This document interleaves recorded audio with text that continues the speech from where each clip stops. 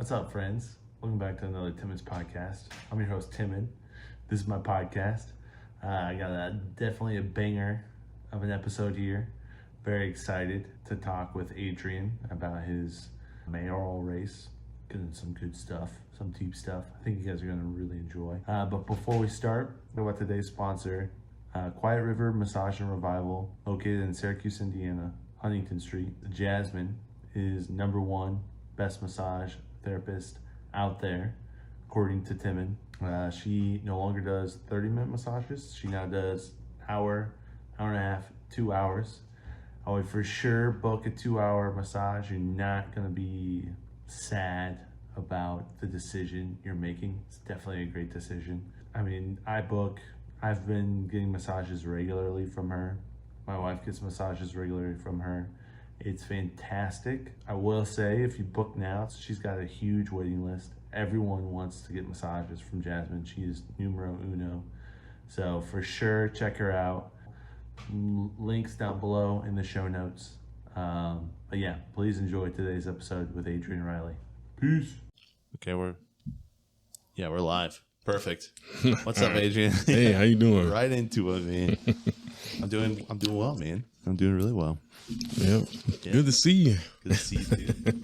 It's kind of cool. On Father's Day, you reached out to me, and I got you sent a Happy Father's Day, which I really appreciated.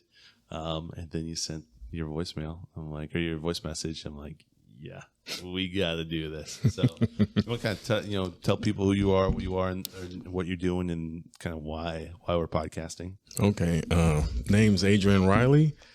Born and raised in Elkhart. So currently, I'm a community liaison for the Elkhart Police Department. So I've been doing that for 5 years now. It's just over 5 years. And just recently put my hat in to run for mayor. It's the exploratory committee now. So it's not official till next year. That's when the race starts. So you get an opportunity to trying to build support to see if you should really run for the position or try something else. So, I just wanted to document some of it, some of my ideas and how I feel about things. And because one of the things is I talked to the current mayor and let him know it wasn't personal. Mm-hmm. So, because you work for him right now. Yeah. Yeah. And are you going to be going against him? Yeah. Yes. And he knows it. I went to him, so I had to be a man about it. So yeah. What do you think about that? Was it kind of weird or? No, Ryder's a good guy. Okay. And it's basically we'll sum it up as he just basically said, well, the Lord will determine who wins. So yeah. And so we just talked after that, just caught up because we're family. So he's married to my cousin Regina. Oh, very cool. People are like, wow. Not only do you work for him, but you related and you run it against him. Yeah. Yeah. I said, but right, yeah, he's a good guy. He's got a great heart and laid back. So yeah, I'm not worried about anything. Yeah. Well, I know when we've done a couple of podcasts together. We've done probably 2. I think we talked about your story one time, and then you and my dad sat down and we talked about a couple different things too, which was really fun. But in one of those podcasts, you mentioned, I don't know if it was on air or off air, that eventually, I think it was off air, we were talking, and you really felt called to be a mayor. And this was 2, maybe 3 years ago. We were having this conversation. So it's just kind of cool to see leap forward, and now you're starting to walk into it. And have you thought about being a mayor for a while, or is this kind of more, obviously a couple of years, but were you thinking about the previous mayoral race or the race before that? Or yeah, for years actually. So my wife and I felt like we was called to this, but we just kept it a secret. Because I honestly, I'm like, yeah, I don't think I am. That's, to be honest, there's no way that maybe the Lord got the wrong person. And so over time with confirmation, and I was in Revive, Indiana when that was happening. And Kyle called me on stage, and I never talked to him. He called me on stage and said, I'm going to pray for you to be mayor. And I was like, are you serious? So I called my wife on stage, and yeah, he prayed for that, and she was like, the cat's out of the bag now, because we wasn't really saying anything. Right. And so After that, it was confirmation after confirmation. Just, I don't care what state I was at. Somebody will mention, you should be mayor. It's like, you don't even know me. Like, I'm not even talking about political stuff. I'm just talking.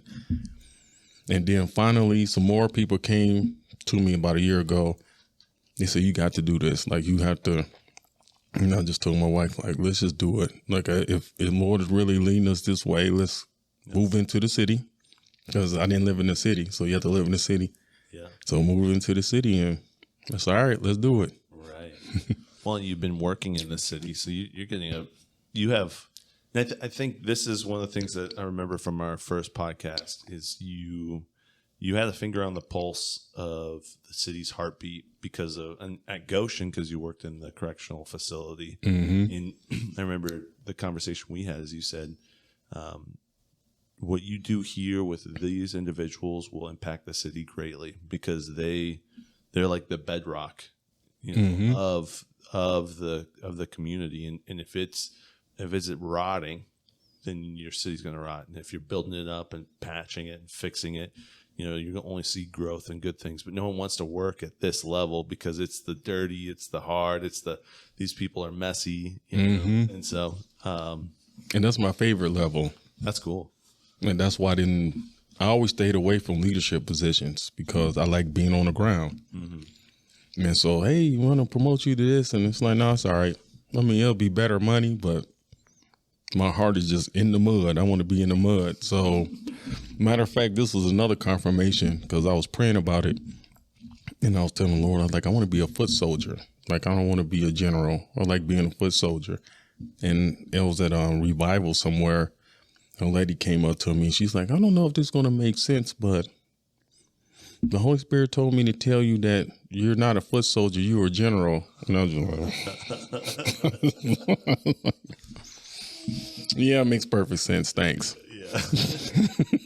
Not what I wanted to hear, but. Yeah, and it was just always that chasing. So, yeah. But I didn't realize it over the years. Well, I kind of do. All of the jobs, all of the stuff I was studying and didn't understand what I was studying just led up to this point. Even my current job, since a liaison, I deal with everyone. Mm-hmm. So different agencies, everybody across the board, political, like divides, I'm all across that. My job is to build bridges, technically, between the police department and community. Mm-hmm. But I help problem solve with a lot of things already. So like this, what I'm doing now, help springboard into the next chapter. Right. Well, and you got stuff where you've worked with kids mm-hmm. of the communities and helping them grow. You've done stuff with businesses at high levels with high level business, huge players in the Elkhart County space. Elkhart specifically has some massive companies mm-hmm. that really are known on the map because of what they're doing, in this area. That's a really unique space, Elkhart is. Yeah, it is. Because it's just like, it's a whole mix of everything, And so you've had that background of doing a bunch of different things. I mean, I don't want to go too, we can. Whatever you want to, we can go into your story, but we've podcasted on your story. We've talked about it. So if listeners haven't heard it, go back and listen to a couple different episodes. I'll drop the links below in the mm-hmm. show notes. But if you want to hear, you grew up in Elkhart, Jimtown, this area, right? Mm-hmm. You have you've been a foot soldier. Yep. So one of the things I wanted people to know about me as a person or how people refer to me is always flexible. Mm-hmm. So I like to learn things. So if I don't know what it means or something, I'll just go learn it. So, but what I'll get in trouble for at times, like they'll tell me to go and then I'll just take off. Mm-hmm. Like I don't even wait on instructions. Like I don't need them. I got it. Like from here, all I need to know is the goal. I handle the rest. So I'll just take off because whatever obstacle I run across, I'll just figure it out. It don't matter how long it takes, what I got to study, how long I got to study it. Even if I don't use the information again, I just like learning stuff. So that's why I like problem solving and challenges because it brings that out. I mean, that's why I like doing the Bible studies. When people ask me something I didn't know, I say, oh, that's great because now I get to study it further. And so that's even when I was in corrections, I never wanted to be in corrections, like in law enforcement. Not that it's bad, but that wasn't on my radar. But I adjusted to that. I adjusted to being an officer and ended up being a law enforcement instructor. It was just, but yeah, it was no, matter of fact, if you look at personality tests, like one of the jobs they said I shouldn't have had was law enforcement based on my personality. Yeah. Because it is like, hey, you have to do this and follow orders and, stay within the guidelines. And you're like, dude, I'm just going to figure it out and go. Yeah. And I'm very abstract with that type of stuff. So, but I was aware of that with myself. So I knew how to work within that and understand my boundaries and how to help them even lead me in a sense. It's like, this is what will work or motivate someone like me. If you try to put me in a box, I'm going to kick my way out of it. Right. Like, you are not going to be able to put me in a box. But if you give me this, this, and this, I'm going to make it happen. Yep. And then don't do these things. Don't put me in a box. Don't, because I ain't going. Don't hold my hand. Let me run, man. Yeah. And they did it. They was just like, okay, like, we'll look at your results. And if you don't produce, then we're going to have to do it this way. And I was saying, yeah, I'll produce. But I'm telling you, the more you structure me, you're going to get the opposite out of me. Well, that's like really good for someone who's going to be in the position of mayor, because it's not like you have a set, this is what you're supposed to do. It's really problem solving at a high level and moving the whole city in a direction. Yeah. And I think one of the biggest keys to that I learned is that really acknowledging that you don't know something. And it seemed like a simple thing, but people don't like to acknowledge that they don't know things. And it's like, we don't know everything. So you go find someone who does, or you learn it or something, but you got to take the time out to figure out what you don't know, if that makes sense. It's just like, yeah. So like now I'm studying different stuff. I never ran a video course. So I'm talking to people who has. Right. What should I look for? What, how do the budgets work? All of that. So I found those people and put them in my circle where they could mentor me. I was like, because people, this is what I was struggling with. What's your vision? I have a vision, but I didn't want to share it yet. It was like, why? I said, well, it could be stupid because I don't know enough about stuff. Just because I have a vision don't mean it makes sense. Right. I mean, it could sound good, but in application, it could be the dumbest thing on the planet. Right. Have you figured out what your vision is? Yeah. So then I figured it out, and I was still kind of hesitant to say it because I wanted more feedback. I want to hear from people more because, again, I have a vision, but there's nuances to stuff. Right. So it probably isn't honed yet. No, and it's there. It's like not honed. I'm working on it because that's why I was just meeting with some people here recently because, you can say financial responsibility. It's like we was talking about before we got on camera, saying these general words and these things. Yeah, I'm going to be more responsible, fiscal responsible. It's like, but what does that look like in detail or an application? Right. Is there actually a budget put together or, something tangible so I can say, yeah, we're going to do this exactly or move this way exactly, not just, well, I'm not just going to spend as much money. Okay, that's good, but me, I'm even looking at what are we spending money on is if we getting the results we want. Right. Not just spending it. What are we spending our money on and are we getting the results we want? Let's put some application to it. Because that's one thing, what I liked about manufacturing is that they measure outcomes. Now, government kind of do it, but not really. Right. There's not a huge incentive for that. Right. To measure your results. So I think that's why they probably use slogans so much because it's easier to have a slogan. Well, no one remembers. Yeah. They remember the fun, nice slogan, but they don't remember what actually happens. Or they kind of remember the results, but they don't connect it to, like, say, I'll give you an example, like Obamacare, Affordable Care Act. So I have a little personal rule about government, especially on the national level. So they say they're going to make it affordable. I'm thinking like, yeah, it's going to be the opposite. Right. Oh, affordability, huh? Yeah. Now, the insurance would go through the roof, baby. Let's get ready. Yeah. So, Yeah. and that's what happened. Like our insurance is still expensive and the coverage is getting worse. And I know there's nuances to all the bills and what they might have changed, or I don't know, but I knew normally it's going to be the opposite. So, Right. but it sounded good. It's just, but an application, it wasn't that. Right. Right. Right. And we don't even have, no affordable health care. And it's, you can't even operate the way it used to be. Yeah. It's interesting. Yeah. And it's like all this, they made it more complicated. So that's one of the things, what I learned with lean and things of that nature is like, how do we simplify? So you can get the point across really easily. And simplify the government, like streamline it more. And it's not like necessarily about firing people and all that. It's like, no, we got to look at, are we efficient? Like, is it easy to do business here, or is so much bureaucracy that you can't even get anything done to rehab your house or get your business in?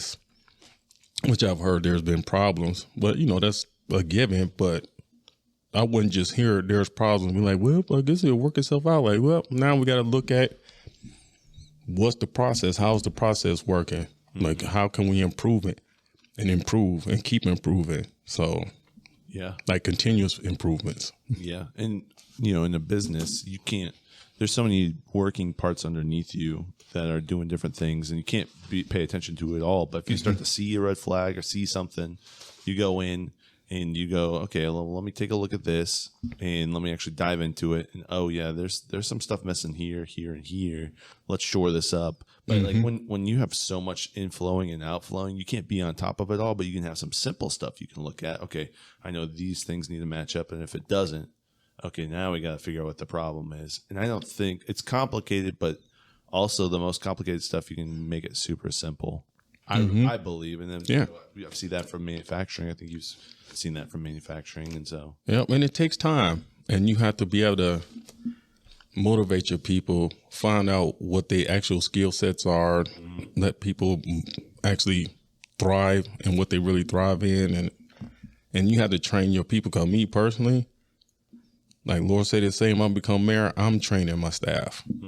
Because I've trained staff. I've trained, like I'm not outsourcing that. It's like I will with certain things, but at first, I'm training them.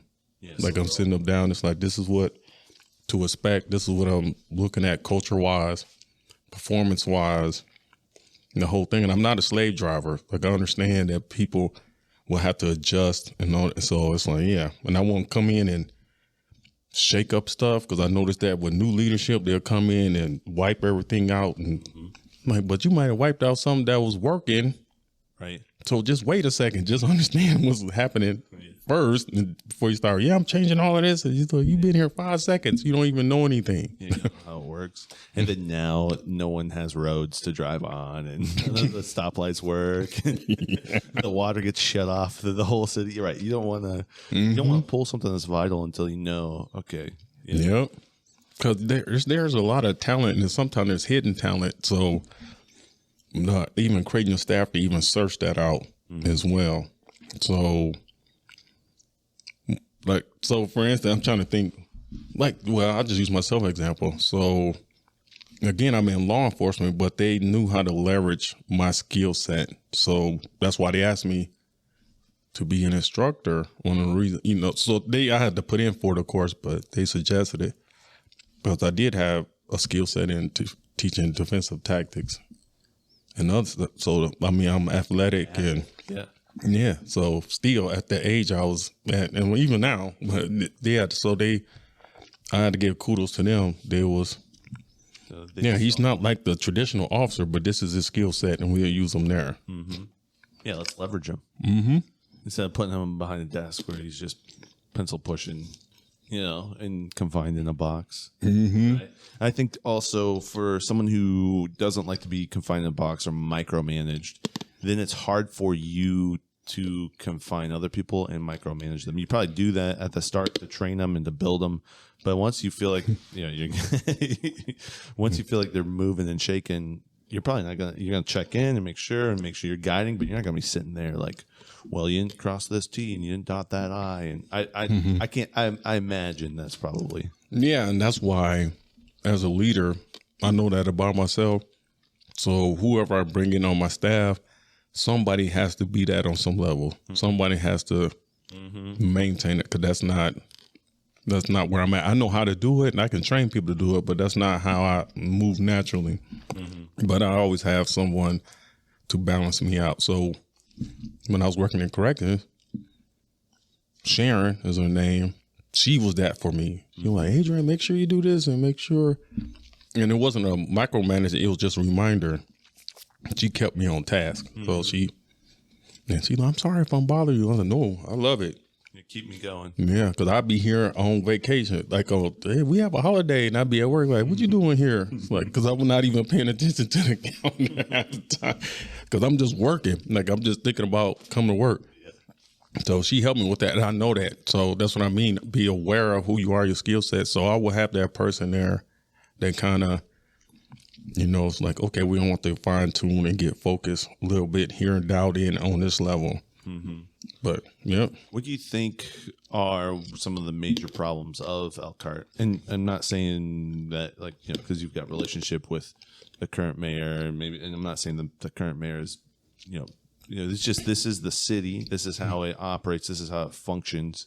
I think Elkhart spiritually and also physically has been a place that you can feel some stuff there, and it's been there for a while. That's my opinion. But somebody just said that to me today. And there's some really beautiful things happening there. There's a lot of affluence and wealth, but then you've got this disparaging, this different world right around the corner and so you've got both of this in one place. And yeah, I don't know. I wonder where do you think, what are the low points? And again, I'm not trying to hit on anyone else, but like, where do you feel, because you've been part of Elkhart for a while, where do you think the low points are? What are the things that need to be shored up and focused on and built up? And you may not know all of it now because you're not in this position, but I think you probably have a pretty good idea because you've been in the community for a while. Well, I will start with downtown. What I'm seeing is, and I walk through downtown quite a bit, and it drives me nuts, just the aesthetic of it. Don't get me wrong, there's some beautiful buildings and stuff down there. There's some of the shops, but it's just, the feel of it is just all off. It's just the aesthetic of it is off. And the flow of it is most definitely off now with the new traffic design. Well, what they did with the stop signs. And so that killed the flow, which that was the goal, but I don't think it was a great idea personally, because I understand walkable cities, but that don't fit everywhere, and I can see doing even smaller portions of it, but the flow of downtown is off and everybody feels it. And it comes up quite a bit. But I would start, that's one thing that's kind of like a low-hanging fruit, but it's very important because your downtown is your jewel. Right. And it doesn't feel like that. It doesn't flow like that. The people downtown don't feel that way. They don't feel exactly safe or in the Delta area is gorgeous, but overall, that's not the feel of it downtown. They're not, so that's one thing immediately I would like to address. Well, but yeah, so in Elkhart as a whole, culture-wise, it's stuck. Right. It's just like, we're going, and then all of a sudden it just, I don't know where to go right now. Like, where I'm kind of confused because there's a lot of, like with me, when people come into a job, normally they're stuck because they will lack creativity. Because there's managers and there are trailblazers. So managers manage things that already exist. So when a lot of managers is in position, they just manage what already exists. So, which is fine because you need managers for that. But that would cause a city to be stagnant, or a job, or your home, just anything. So just managing only, it would cause everything to be stagnant. So that's why we feel that sometime. And it's like, okay, then we'll take maybe some calculator risk. Some people may, but yeah, Elkhart scaled back a lot over the years. So there used to be a lot of entertainment when I was younger, and then that died out, and all the young people started leaving, because including my own children. It's like, there's nothing to do here. I'm not going to stay here. So that's another thing I want to remedy. How do you bring that? Because, I mean, I live in Goshen, and so we have a lot of arts and culture, I feel like. We also, I was talking to my dad about last weekend, how I remember when there used to be semis that drove through the downtown of Goshen, and I think they did a good job of providing an outlet so they could bypass the downtown, so it didn't mess up the traffic flow, but then made the downtown walkable, which did bring life. I felt like it brought life, and then you could do a lot of artistic stuff down there. Like there's a lot of arts happening in Goshen, and it's fun to live here because, you know, on a Tuesday night I can walk here and listen to music. I can go here on the Wednesday, I can do this, and it's just like I'm out, I'm in it. So there's a mix of how do you balance that management mentality and the creativity, because you can't stifle that creativity. No, because that's even with walkable city. Like if you're going to make it walkable, you have to have something for people to walk to. Just making it walkable is just like, yeah, well, nothing's here.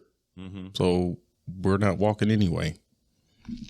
But unless you planning on bringing more attraction to downtown and being creative with that, allowing that to happen, then you just created a walkable city for nothing, because there's nothing, no one's walking or driving or anything. No riding a bike because there's nothing to see. So that's what I would, again, like to develop. I want Elkhart to kind of be known as a entertainment hub, like more start working towards that, because some of the streets we're not even going to be able to fix. I mean, that's just a reality. And but if it's going to be walkable, we got to at least bring something for especially the younger people to do, or they'll walk downtown or come visit our city longer than a day. I don't want this to be a day trip place. Like at least a whole weekend, like weekend packages or something. Just to, might have some other ideas. I ain't gonna put them out there yet, but the stuff in the works. Are you gonna find someone who can help curate that? Oh yeah, already talking to people. So, and that's the thing that I do for fun. Like even if I wasn't mayor, I would look up people and do it just to do it. Like, so give you an example. We found out about, we had a spring well in Elkhart in Island Park. I didn't know it was that. I found out on Instagram. Like somebody was talking about it, and I'm like, what? Why don't they say anything about that? So I went there because I thought it was dirty river water. That's why I wouldn't drink from it. And it's like, no, we have this hidden gem in Elkhart. There's nothing to say it. And I said, well, why don't we I had to went and design like these bottles. And I ain't gonna say the name of it because somebody might take it, but I designed a logo, all of this stuff for people if they wanted spring water, they can get this glasses or whatever water bottles with our logo and all that stuff from the city. And and go get it. Yeah. And I was like I just did that, just sitting in the house. Why are we not doing this type of stuff? Right. And then when I heard that, I can't say if it's true or not, but the way it's even designed, you can't hardly get water from it. So it's like, why don't you fix it where it make it easier? But I heard that they was scared. And again, it's just a rumor. I don't know. I haven't confirmed it. But they said they were scared that people was going to get a whole lot of water or something and sell it or something. Like, well, it's free water. Right. So what people do with it afterwards, they can do whatever. Yeah. yeah. Like even if they selling it, like you have to go through some stuff to sell it legally. I mean, but the health department. Tax it. Yeah. So, but I'm like, yeah, like who cares? Like it's and that's what I mean. That's a managing mentality. We have to manage the free water that God provided from the earth. Yeah. Well, it's just coming out all day, every day for free. So yeah, I don't think I would care. Matter of fact, I would try to figure out a way for people can get more of the water for free. Right. And there's health benefits to spring water versus purified and all that. And then, like you said, it came from the earth from God. Yeah. Enjoy it, man. I go there and get some now. Like I bought me a water bottle, a special one, like the one I designed, just to see if it's practical. But the way it's set up now, it's hard to get the water into it. But I go there and drink it just to kind of because if I promote it, which I will, Right. yeah, it's like I'm partaking in drinking the water myself. Right. I gotta drink it. So Cool as water from your city too. I'm telling you, it's so much. I got so many ideas and design about that.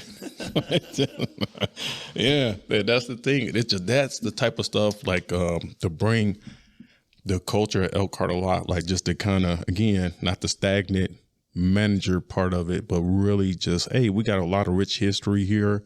It's our culture to be innovative and build and manufacture.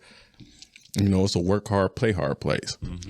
The playing has fell off, but it's starting to come back a little bit. But yeah, if you work hard, you should be able to play hard, like to enjoy the fruits of your labor in Elkhart. So, and that's like the spirit of the place. And so want to make sure I preserve that and bring that back out to the forefront too. Do you think there is a reason why that got kind of quelched? I mean, we talked about the managerial side of stuff, but do you think there's I don't know. Yeah, I mean, some of the stuff I heard, even now, is starting to come back a little bit, and people is nervous about it. Like, well, it's crime, or, this may happen. Or I said, well, that's what police is for. So, yeah, if it increases, like with the door, what they just did, where they can, you had a cup, you can drink, and it's like, yeah, well, whether you're for it or not, it's just like everybody has a role in the community. So you worried about drunk drivers? Again, that's why we have EPD. Their job is to catch that stuff, and they full aware of what's happening with this, and they'll be watching. Yeah, and then people, and it's Elkhart, so people will get the point. If they start to abuse the privilege, there will be consequences. Right. Because Elkhart is good at consequences. So there'll be consequences, and the word to get out, like, yeah, you don't mess around in Elkhart with that. So. It's kind of interesting. You do have such a relationship with Elkhart Police Department. I mean, you're employed by them, but you're not. You are an officer, but you're not. I'm a civilian now. Civilian, yeah. Okay, yeah. So it's like you're part of that, but you're not part of it. So that's a really unique spot to be in, where you've got knowledge, but you're not. You're part of the machine, but you're not in the machine too. Yeah, and I give them the utmost respect, because I had the opportunity to go to patrol when I was in the sheriff, and I was like, like, nah, I think I stay in the jail, which is normally the opposite. People don't want to work in the jail. They want to go on patrol. So again, one of those things that make me different. But when I first got there and I was doing the ride-alongs, and we was at a call for about an hour or something like that, and it was a small fender bender. So I'm out there, and they about almost getting into it, and all this stuff was going on. And I asked the guy, like, how much you think it will cost to fix this car? Well, probably about $300. Like, well, can I give you the money so we can leave? And everybody just started laughing. And the neighborhood was talking crazy and surrounding us, and, oh, y'all harassing her. And she was the one that called, so no, that wasn't the case. And it felt so unsafe, because in corrections, you can lock down the ward and do all kind of stuff, but you can't lock down the neighborhood. So we standing there and everybody's yelling. So I started talking to them, and so the officer got to deal with what's in front of him, kind of keep an eye on what's happening. And even if you have additionals, it's still like things can go south very fast. When I got in the car, I just clapped. I was like, yeah. That's why I didn't become a patrolman. Yeah. Like, I mean, not that I can't deal with chaos and stuff. I dealt with it, but that's not a very favorable situation to be in. Right. When it takes a special type of people to do that job. So I say, yeah, my hat's off to you, because that was driving me nuts. How do you make their lives better if you're mayor? You know what I mean? Like, how would that work? Like, support them. Like, just really, and I don't mean like lip service, like, physical presence is important when it comes to support. And then even if let's say the department makes a mistake or someone makes a mistake, there's a way to support them without, enabling the mistake. Like, yeah, they will be, they'll be held accountable, but, I stand behind my department. The job it's a rough job. It's just not, that's why not many people are willing to do it or able to do it, but that physical presence, like what I'm a peer support person now with the department. And yeah, like what they have to deal with behind the scenes and being there. So that would just continue that present, like just like, yeah, I'll be there, talking to them and hey, whatever you need, supporting, they'll be able to call me like they do now sometimes. It's just like, yeah, that wouldn't stop if I was mayor. But yeah, I'm not going to throw them under the bus or any of that stuff because of politics. It's like, you know, I'm not insinuating that Rod is doing that, but I'm just saying that. Well, you see it in New York. Yeah, I mean, exactly. Just across the country, not just local, but you see politics. Yeah. And so, and I'm not doing that. And it's like, well, people will be mad and you're this. It's like, well, whatever. But they know that I'm going to have their back. I mean, I trained some of those guys, so. That's cool. That's really cool. Yeah, but I love the part. I mean, they're fun to hang out with, like the clock. Yeah, they're great guys, so they need that encouragement. They don't like to brag about what they do behind the scenes. They do a lot of stuff for the community, like a lot that they don't know about. So yeah, so I will make sure they acknowledge for that, and they don't do it for that, but I will make sure like people know that's what they're doing. That's so cool. What about business? I mean, what's your thoughts on how to like connect with businesses and support them, and not just support the big ones, but like support across the board? Yeah. So that's why I started talking to them first, because I already go to the merchants meetings every month.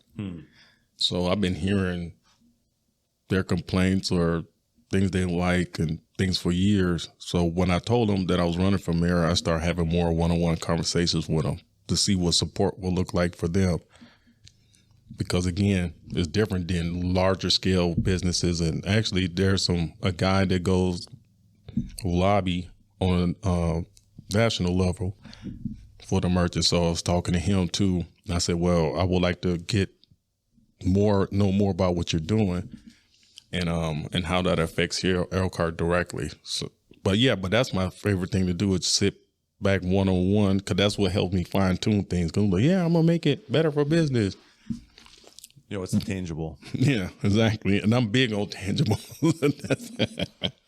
Yeah, I'm an abstract because I'm creative and I'm an artist and all that, but we call it produce or get loose. Because we call it, like, we got to have at least outcomes. I'm not, or why are we doing this? I think you found your slogan, producer get loose. That's one of them for sure. I think people can get behind that. Like put it on my wall in the back, producer get loose. Right. But don't tempt me. You might see it on TikTok tonight.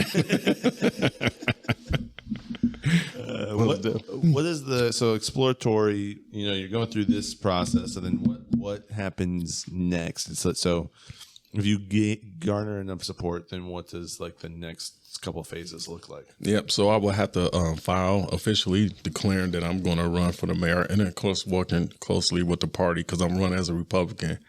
So then there's another set of paperwork you have to fill out, and then you officially. That's the part where people think I should be doing it now because they don't understand the exploratory part. And they're like, where's your signs? And it's like, no, it's not time for that yet. I'm not officially running. That doesn't start till next year. So, so you'll file your paperwork, everything that's required to run. And then I will fine tune my team because right now I'm just building the team. And and we got a pretty nice sized team. So just build it, and I'm still going to just keep building because I want people to work in their sweet spots. And, so it may be things I don't think of. That's why I allow them to, they'll go, what do you need? It's like, what are you willing to do? What is your skill set? And that's all I ask back. And it throws people off because they used to people just, hey, I need this and this and that. And I may need it, but it's like, yeah, well, I need to know what you're good at because that's what I'm going to have you do.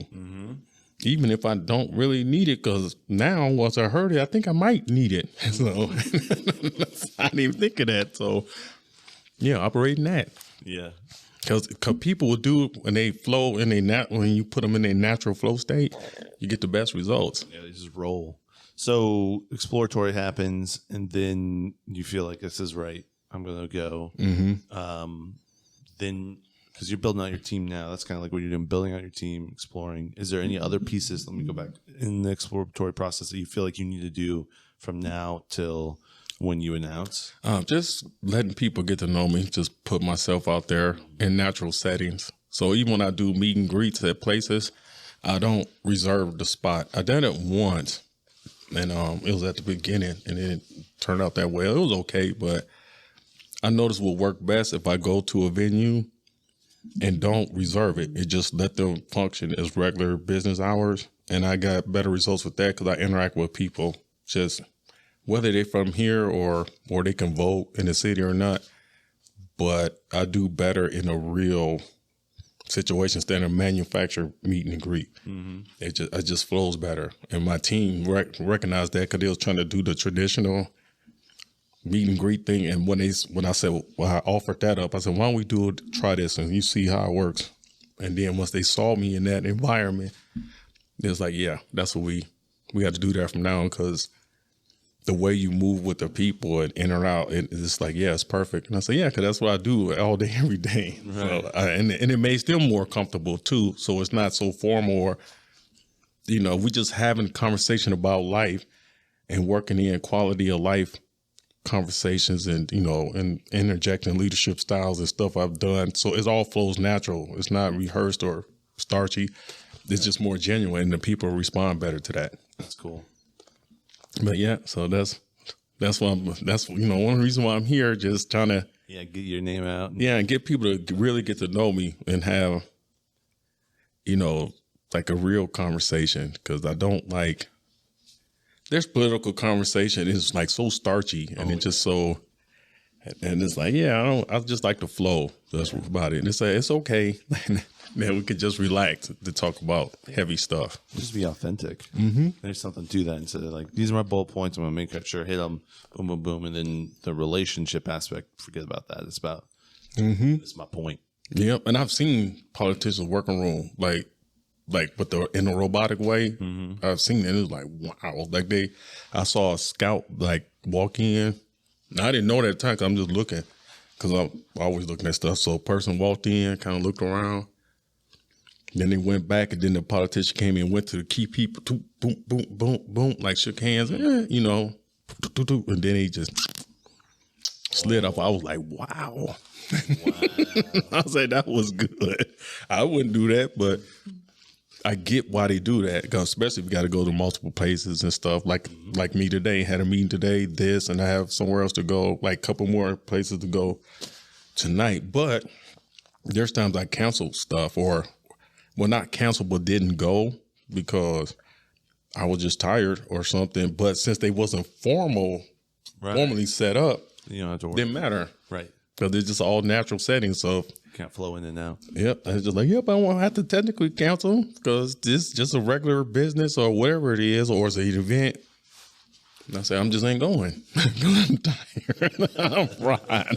I find another event and move in that. Because you're working full time and doing this too. So, I guess, no, I'm thinking we talked about, kind of the police, we've talked about the community, we've talked about businesses. What about like churches or kind of the religious atmosphere of Elkhart? What would you be doing for them as mayor? Yeah, was having that meeting about that this morning. So I'm already reaching out to pastors and talking to them. And some of them already know me from doing ministry and doing street ministry. And so I was talking about the culture with that, and how, setting up a prayer network, and because I'm already working with some people with that currently. And it's just like, so working on intercessory prayer, like how we can intercede for, pray for the city. And so making that a thing. So I keep saying so a lot. I had to work on that, but so there, I just did it again. But all right, anyway. So I work with a couple guys, and they work within the city, but we start getting together and praying, because they just have some concerns. It's like, so I'm going to teach you how to fast and pray, and how to pray for leadership and pray about different concerns in the city. So I sat down, we started doing the Bible study, and then we started praying. And that just started a couple weeks ago. And I got with the prayer network. And now they're going to back off a little bit from me because I'm running for a political thing, and I get that. And I told them that's fine. But, you know, we still interacting and praying. But, yeah, so the churches, because they feel divided, like there's just racial divide, and they feel on Sundays. And actually, I was talking to my friend about it yesterday. And there's like the racial divide, in my opinion, it's not skin color, it's not race, it's a divide. It's a culture divide. And he's like, what do you mean? I said, well, just like even within races, there's culture divide in churches. Like different styles of music separate people. That in and of itself, that's why they had a traditional service and then the moderate, because and the only thing that's changed is the music.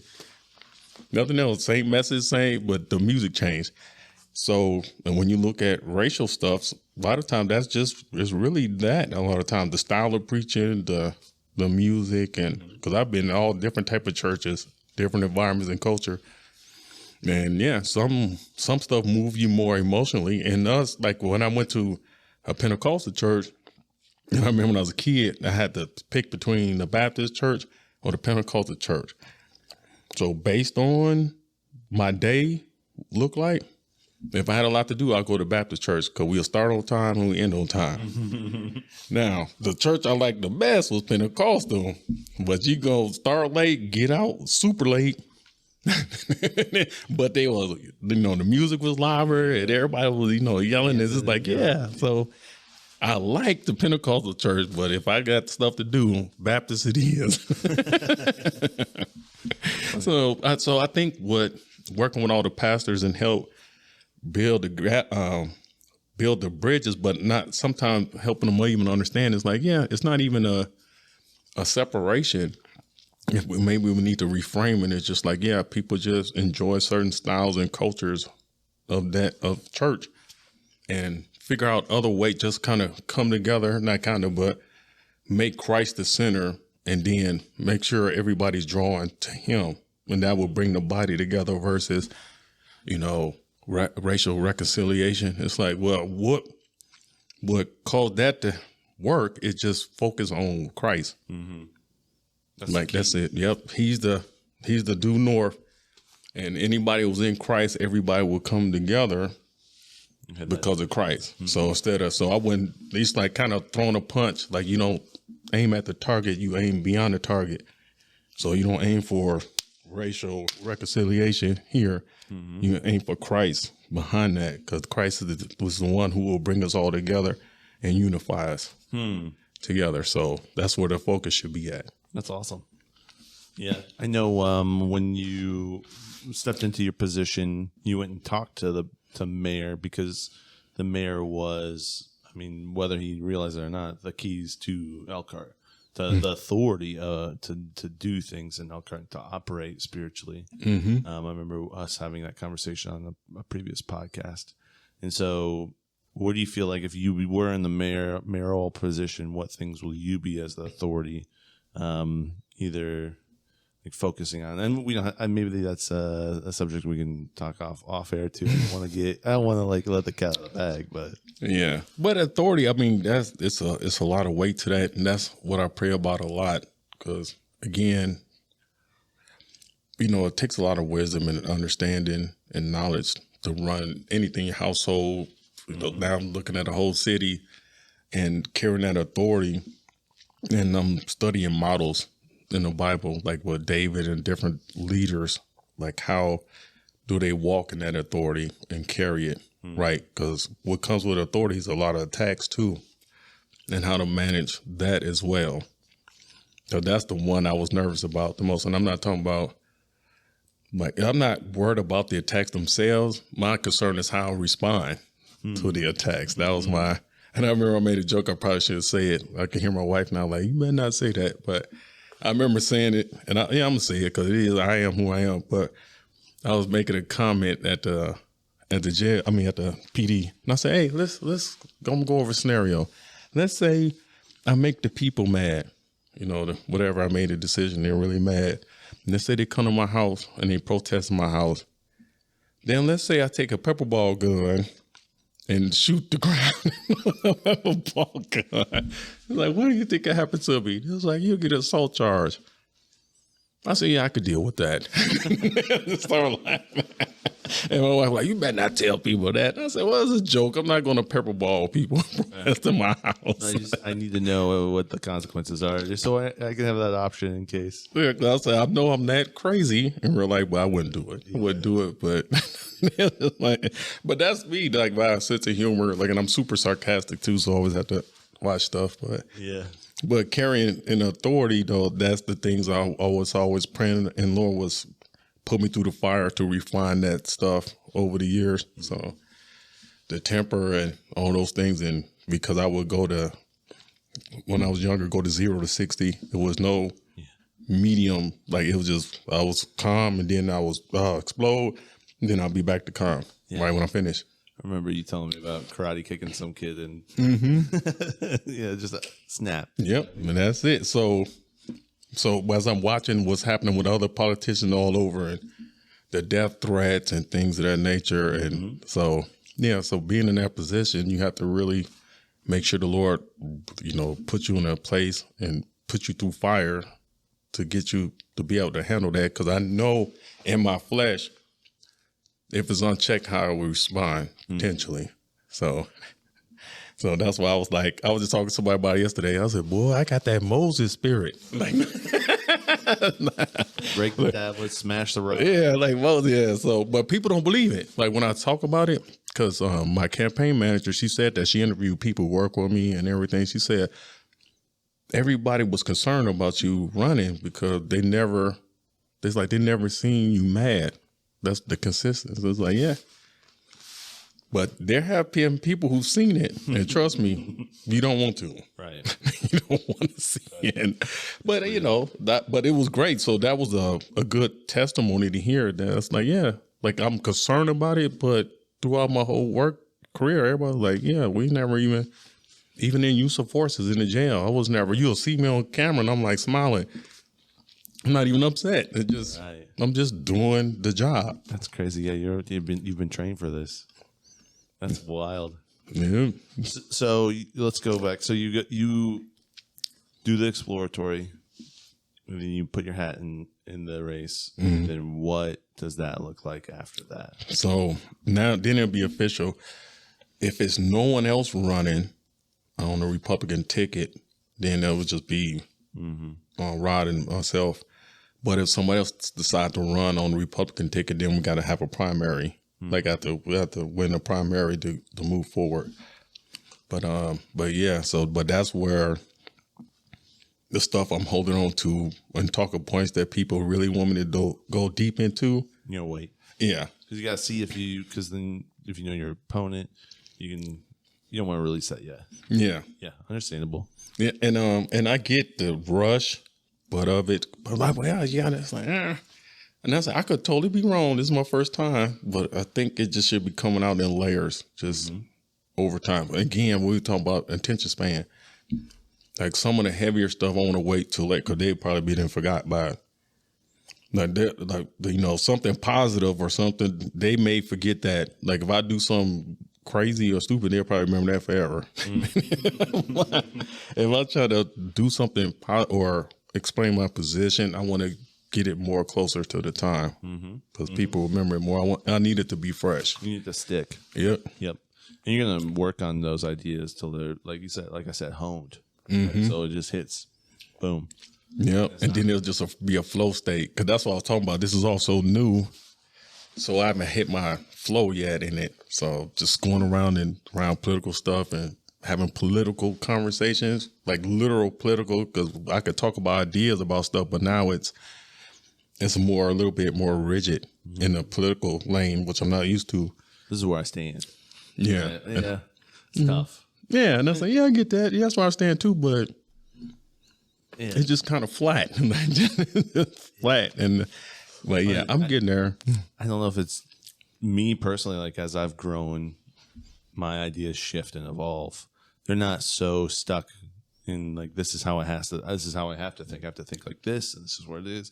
And maybe points that I had earlier when I was younger, I transitioned out of that, and then as I was kind of became more of a dad. I can't, you kind of like if you ebb and flow, and so for me, I've gone maybe back to what I first thought when I was younger, but now or whatever, you go every idea it's nuanced, so you can't.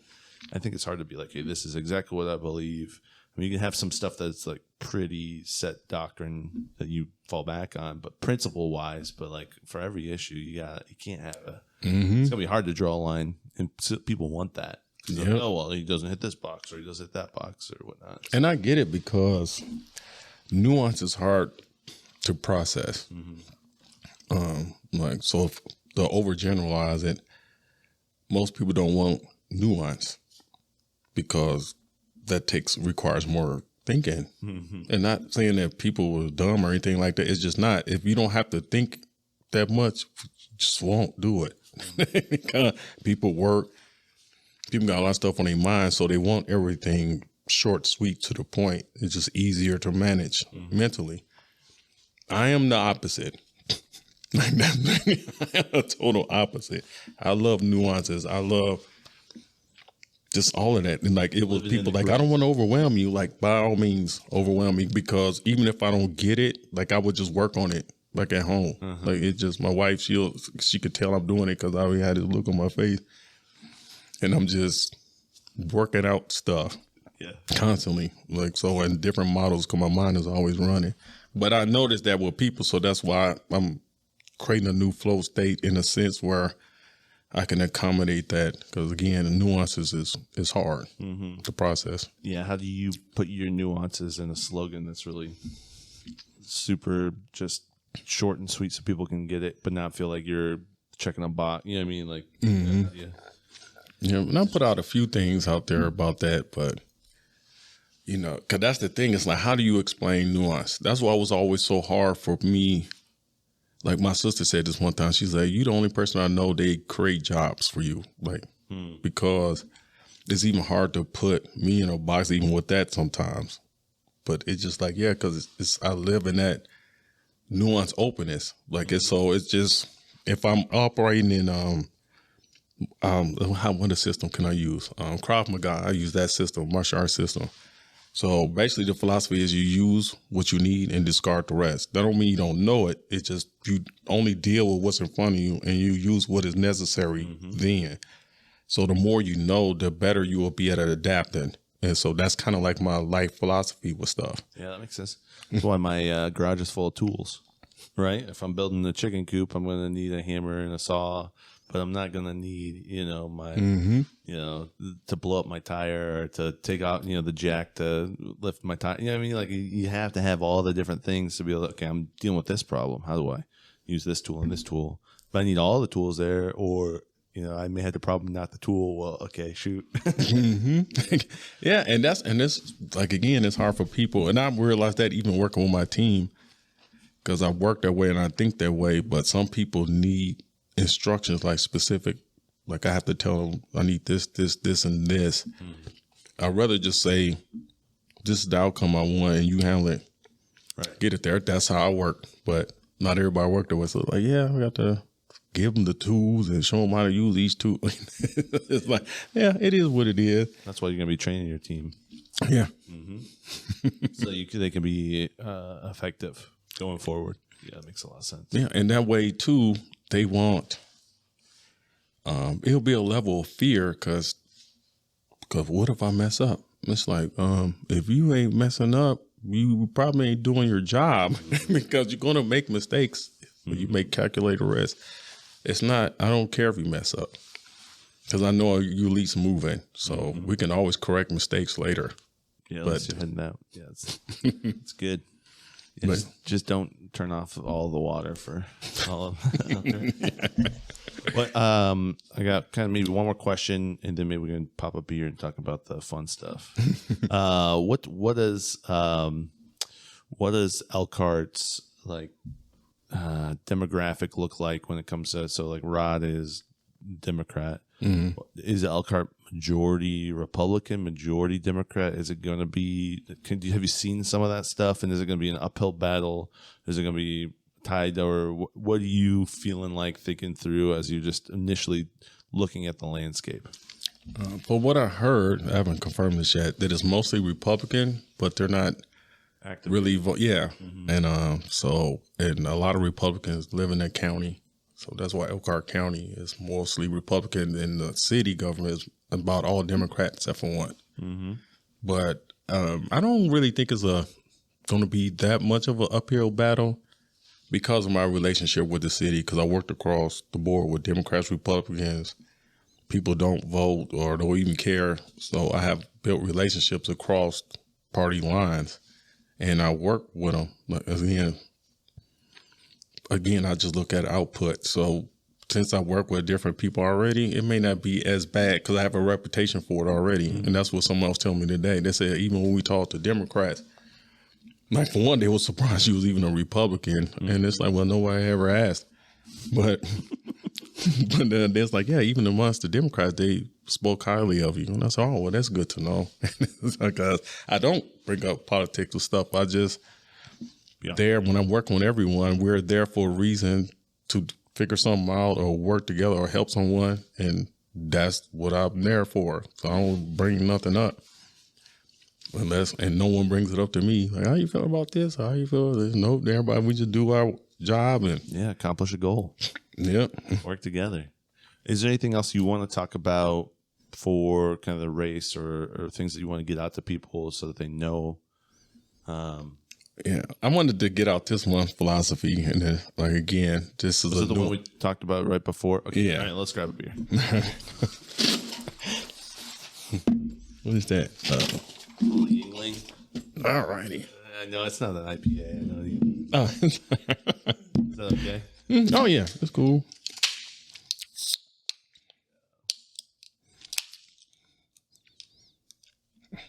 Perfect. Okay, now we're ready. Alrighty. So what we was talking about earlier, like the Cobra effect. So what I noticed about politics, and just not even politics, but only politics, but also corporations and everything, is just people's trying to solve a problem, which is fine. But the thing is, I like how what's his name, Thomas Sowell, put it. He said it's like everything has a trade-off. So if you're solving one problem, potentially, you may create another problem somewhere else. So that's the hardest thing about making decisions as leaders, because when you keep that in mind, it will, I think, in my opinion, it'll help you ask deeper questions. Because, in lean, you ask why at least 5 times. This is happening, why? This is happening, why? Because it is. And you just keep asking why to get to the layers, and then you'll get to the core. So, and the Cobra effect, what happened was in India, they had a problem with cobras.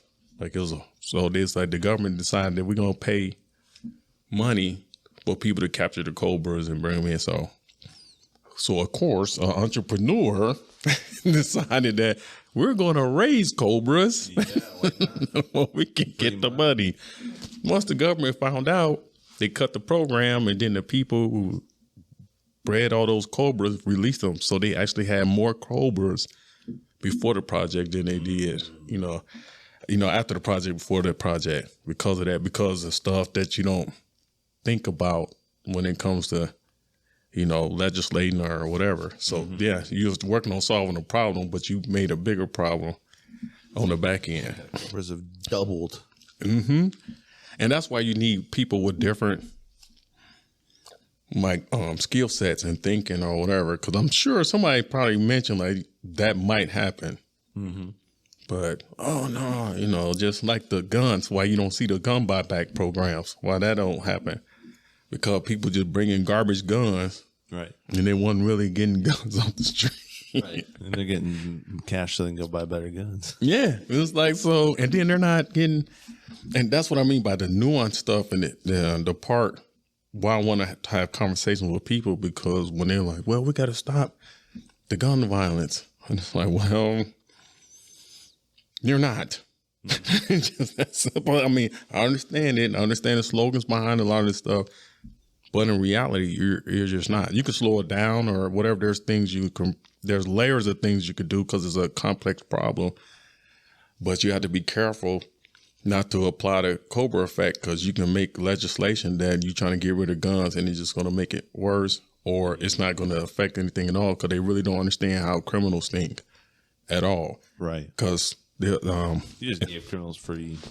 You just give them a free ticket to get whatever they want if you take everyone's guns. Yeah. In one aspect. Because they're not getting it. Like, this is the thing that people debate with me all the time. I take a swig of this for that. People will be tripping about that. But anyway, one of the things, it was that, what else? Like, well, the whole gun show thing, or the gun shops. Mm-hmm. And it's like, yeah, they got to have stricter stuff. It's like, yeah, these guys are not buying that stuff from the gun shows and gun shops. Mm-hmm. Where they buying them? On the street. Like, I can't give you a specific address, but that's how the black market work is, on the street. They know where to get the guns. Mm-hmm. And they're not going there. That's not where they get them at. Yeah. So people rob trains and everything. The gun train, I don't know how they know where it's at. They'll rob them and get them out on the street. So it's Rosicrucian. They told them where it's at. You know what I'm saying? Mm-hmm. Yeah, here they are. The guns.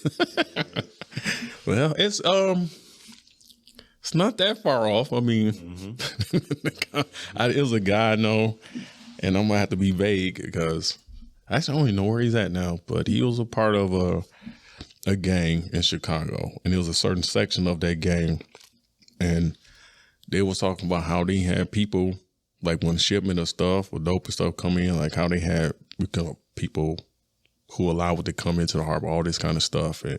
And he was mapping out all that and how it was working.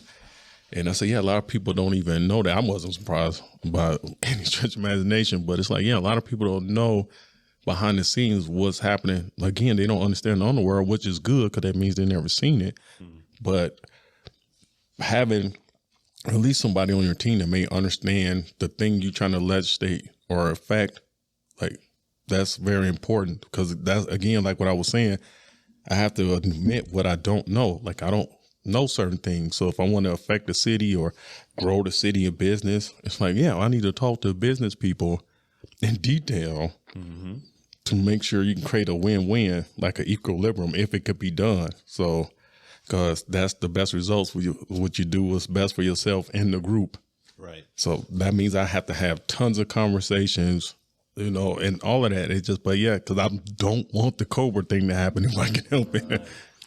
Right. And that comes from, hey, I know what I'm doing and I don't need input, and this is what I'm going to do. And then the Cobra effect happens. Yep. Mm-hmm. And I've seen it happen time and time again. I'm like, what in the world are you doing? And I almost want to give certain examples. I'm trying to pick one where it won't implicate certain people. Because, I mean, I get it. Because that's another thing. Well, I put it this way. I frame it this way. Like, in this climate of things now, people want you to move fast. So if something happened, let's say if a shooting happens, and like, say, for instance, I'll use an example with the stray round that hit the young kid in Elkhart just recently. And right now, everything happens in the city. I just assume I'm the mayor now. Like, how would I address it? And the thing is, people want you to address stuff like really quick or something. This is an emergency. Take your side. Yeah, come out right now. And it's like, no, you just gotta wait. Like, it's just because when you move in a panic and in emotions, that's where you make some of your biggest mistakes. So that would be a time where I would get with the police department. It's like, okay, like, what's the statement? Like, we would come out with a statement together. Like, so I'm, the pressure, oh God, or you're not this. It's like, have to ignore that. It's just like, no, it's not about having a response. It's having the right response. So, and that's what I noticed with people who panic, and it's like, well, yeah, but they demand this and they want answers. Like, they will get answers. Yeah. When it's time. I'm not for the rush answers because, people just demand it. It's like, I can't move to the whim of the people. Right. It kind of defeats the purpose of being a leader, in my opinion. But right. And so you're supposed to be the one kind of directing things, not just following where the mob goes. Yeah, and even in my personal life, I have a thing about mobs and things of that nature. Like, so I give an example. So if there's like a Christian movement happening or something like that, some movement, I always watch it first. And it's like, why? It's like, because I don't follow the masses, because normally if you study history, a lot of times the masses is wrong. They do. They just be wrong because it's a high charged emotions and I said, I'll just wait. I'll just watch first for a second. Like, I'm just not going to jump on a bandwagon and I'm going to get this one. People may not like me for this one, but they'll get over it or not. Perfect example is BLM. When that happened. So when Black Lives Matter happened and somebody asked me, what do you think of that? What do you think of Black Lives Matter? I was like, it's a scam. They're like, what? I said, let me tell you why I think that. I'm just going to tell you why. I said, this is happening all across the globe. Like, there's too many people co-signing on this. I said, if you study any real grassroots movement, they squash it. All of it. I said, just look at the history. This is just, I could be wrong. I'm just based on history of real grassroots stuff. They squashed that stuff. Anybody remember Occupy Wall Street? Mm-hmm. Nope. Yeah, there's a reason for that. They squashed that. Yeah, they didn't play with them folks. Yeah, any Black Panthers, anything, it no matter what it was, any grassroots thing was, as I said, the fact that it's getting all that momentum and all this, I said, yeah. I had to keep an eye on that. It's like, I don't think so. And sure enough, the founders of the people scamming. All the money. And you like they didn't even pay for the funeral or anything. Yeah. Like all this stuff has come out. Yeah. Yeah. And I was like, I told you. But then the moment if you didn't post a black square, people would call you up saying, why have you not posted a black square on your Instagram? Yeah, I got some of them calls. Yeah. Like, because I do what I want to because I'm grown. That's why. Yeah. I don't jump on bandwagons. Again, it's just so that's gonna make me think about identity politics. Like the way I categorize identity politics. For me, identity politics means you operate out of identity, just period. So, and when you do that, if you based on, because people like, they see themselves a certain way as, that's identity. That's how I frame it. So when you operate in identity, you will violate principles. Because that's why you see rules for thee or not for me, or the double standard so much with people or someone, a lot of these political figures and different stuff, because they operate out of identity, not principle or, laws or something like that. Is all identity. And that's why they get so offended when they cross their law. Yep. Because it's the identity, not principle. Shifts every day. It's just unfortunate. Yep. Like, this is my party. Because you can't even call out your own party if you're an identity, because that is your identity. Mm-hmm. And, we don't like calling ourselves out. So, and that's what happens. So I always try to put myself in a place where I stay objective, even if, like, I have to analyze myself in an objective way. It's very hard to do, but that's something I would teach in the class. It's like, learn how to objectively look at yourself, good, bad, or indifferent. And take the time to get to know yourself, because that's the number one relationship we neglect, is the one with ourselves. And I say, yeah. I said, yeah, that's why I know my weaknesses. And somebody like, well, you're not good at that. Like, yeah, I know. Like, I know I'm not. I figured that out. Don't worry. Yeah, I got it. So that's why I got this person to help me with that, because I'm not good at that. Right. Yeah, that's really interesting. And I'm thinking about you're talking about how, like, in Chicago in the underworld and kind of how they operate. Do you have a pretty good idea of how the underworld is operating in Elkhart? Yeah, I have a little post on that. Mm-hmm. So, yeah, man, you bringing up stuff I've been talking about with people here recently. Yeah, and I've been listening. I've been in the conversation. No, you're Rosicrucian. I'm not there, I promise. I'm not real. I'm the good guy, I promise. Well, yeah, so that's where you get you find people either came out of that world or, maybe touching it some. It's hard to even measure that, but to give you your intel in a sense. Like, it's just, there's gang politics in the Hispanic community. It's all it's politics everywhere. And again, those are people like when I worked in corrections, some of those guys left that lifestyle because, being in my classes. So they would tell me, or I'll call them. Like if a certain shootings or something going on, it's like, hey, what's going on? It's like, oh, it's this and this guy out of jail. And, they'll just explain what's happening in that world and why. And it's like, yeah. And you need those people on your team to understand how that's working, because I know they're not going to go in too much detail because certain ones will, but can't snitch. Yeah. So, and in some cases, I can see why. It all depends on who they're dealing with, but yeah. And I understand that. I don't agree with that, but I get it though, because that's their thing. That's their code. So, it's like things that but you're not going to say it yet until it's time to say it. That's probably how they're operating in that world. Mm-hmm. Yep.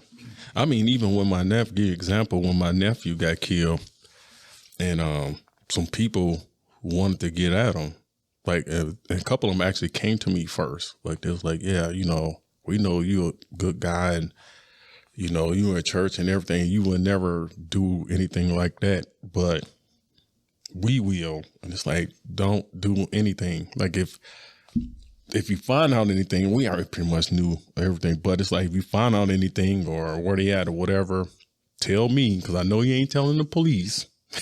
Like I know that because I know what code y'all in. Don't hurt them. Don't do anything. Let the law do its job. I said, so, but if you got something, you just tell me because I know you're not wanting to tell the police, and then I'll just go tell them.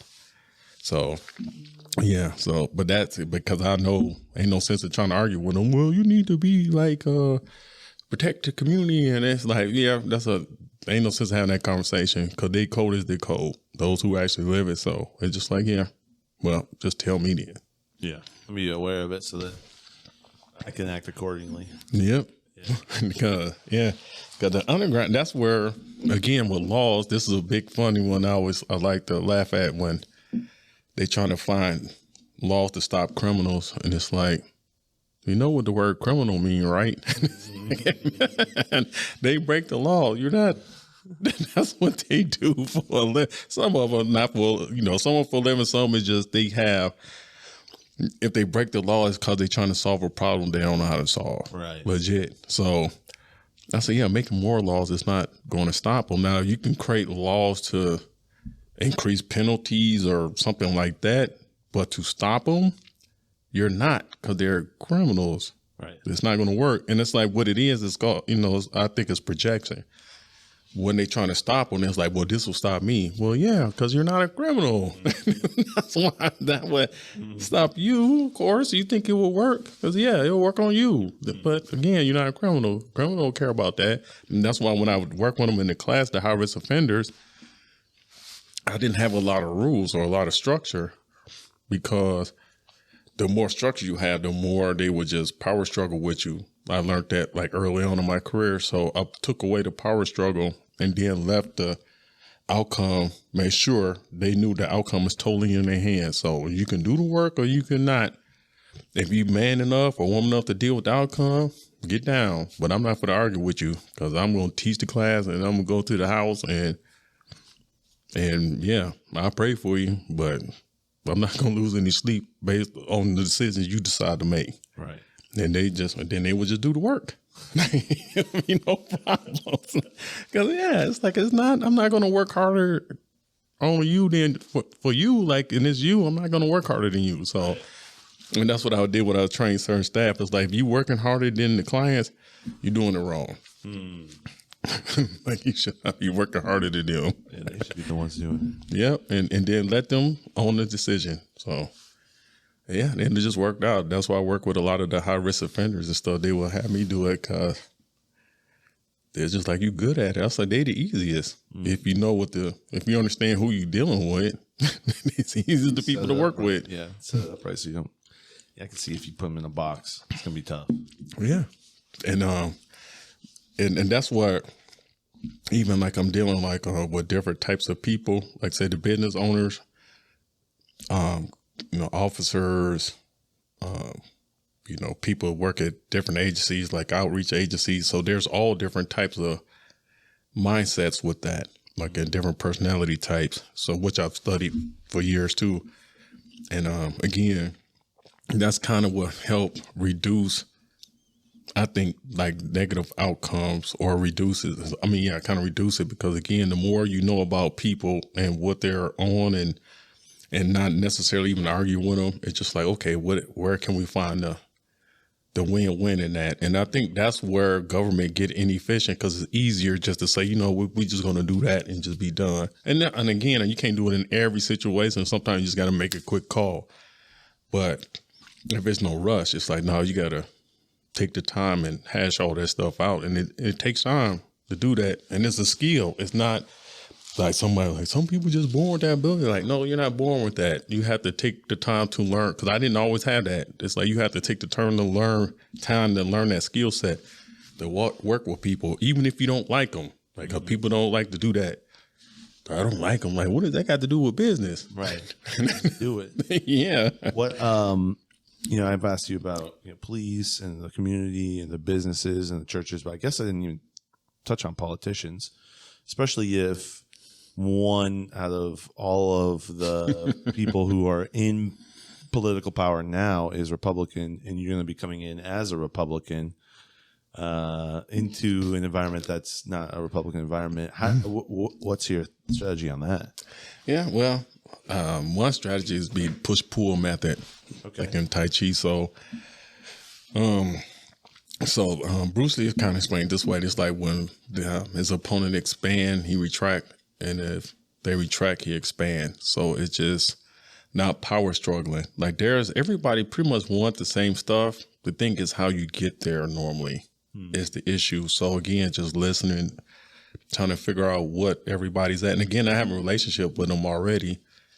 So, and I love those guys. Like, so it's just, any guy will just case, what about the whip? Like, I mean, all of them when I say that, but yeah. And it's just the listening and see what they want and just working with them. Would it be some opposition? Oh, of course, even if it was all Republican, it'd be opposition one way or another. It's just based on who they are, just determine the opposition. And the more, again, you can just sit back and listen and being approachable. And that's another thing I've learned over the years is like learn to be approachable. And yeah, I said, I think I will be fine. And people are, well, there's all, I said, I think it'd be good. It's like, cause some of the stuff, I put it this way, some of the things that probably needed to happen here, like, I have to give them credit. They voted it in. There was some things where Elkhart was really stagnant at and they helped bring it here. So I said, yeah. So I can work with that. I can work with the open-endedness, like with that. So yeah, they don't make every decisions wrong because they're on the other side. Yeah, they make good decisions just like you make good decisions. They make decisions based on themselves. Like you'll make decisions based on yourselves, and they'll make decisions based on their philosophy, based on just like you will. Doesn't mean it's polar, black and white. This and this and this. I feel like you live a little more in the gray area. Just in life in general, when you're talking about, I like to kind of have that where it's like I don't have something defined. I kind of live in that space. So it helps to be a leader in that space because you can kind of understand things from both views. Yeah, because it helps you adjust when you have to adjust. Like, because I can be dogmatic about certain things. Normally, if I'm dogmatic about something, it's reduced to me pretty much only. Gotcha. Like I could be pretty strict on myself. It's just my stuff. It's just like, and I don't even superimpose a lot of that stuff on my kids or whatever. Because again, even with my children, they all different. So I had to bring out, like even when I would punish them, none of the punishments will never be the same for any of them because they respond differently. Right. So it just, even the reward systems was different. Like, so one time my son was like, I don't even think he was struggling. He was just wasn't doing the work at one point in time. And I was like, yeah, for every A, I'll give you $50. Now, if I was a kid and I was offered that, yeah, he was like, he didn't blink. Didn't even do anything? No, it wasn't his motivation. Like, he wasn't motivated. And I learned that. I was like, well, he ain't motivated by money. He is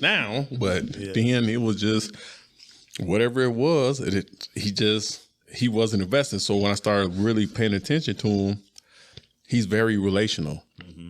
And if he have a bad relationship with a teacher, he doesn't perform well. And then we start having that conversation. It's just like, well, I get that, but you need to not perform because you like your teacher not.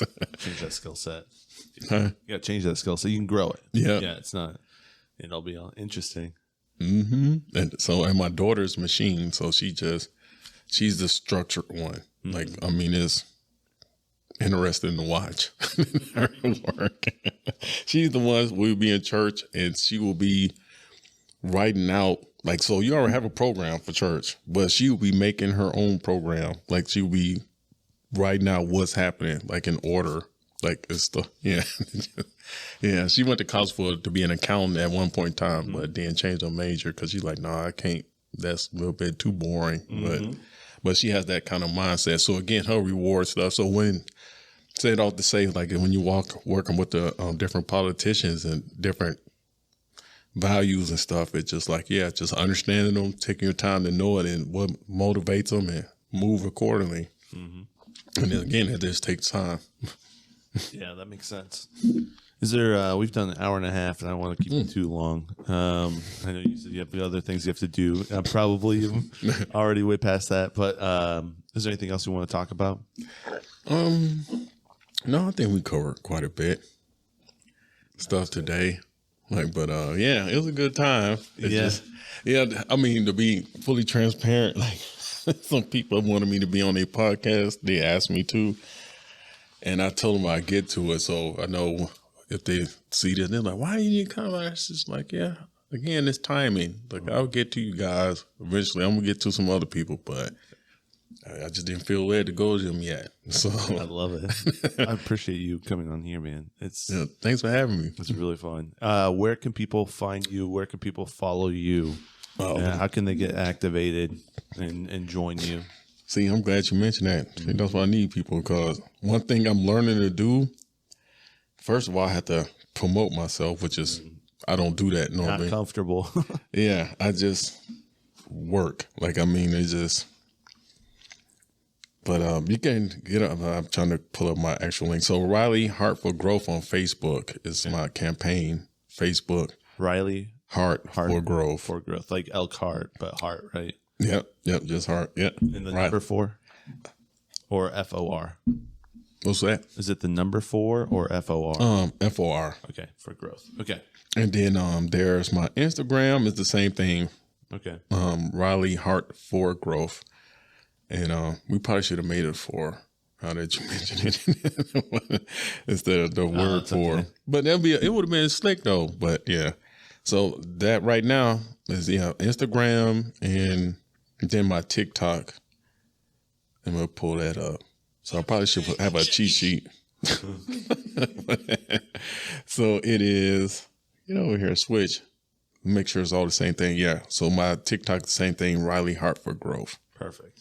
I probably should memorize that. But no worries. What I'll do is I'll link it in the comments below so people can go follow it. And then in the future, when people ask you, you just pull up our podcast and you'll have all of the stuff there. Okay. Right? Something like that. So cool. Well, Riley, thank you so much. Yeah, thanks for having me. This has been, or Adrian, it's been so fun. I don't know why I said sorry. Adrian, it's been so fun having you on the podcast, man, and connecting and talking. So, yeah, peace out, everyone. Yep.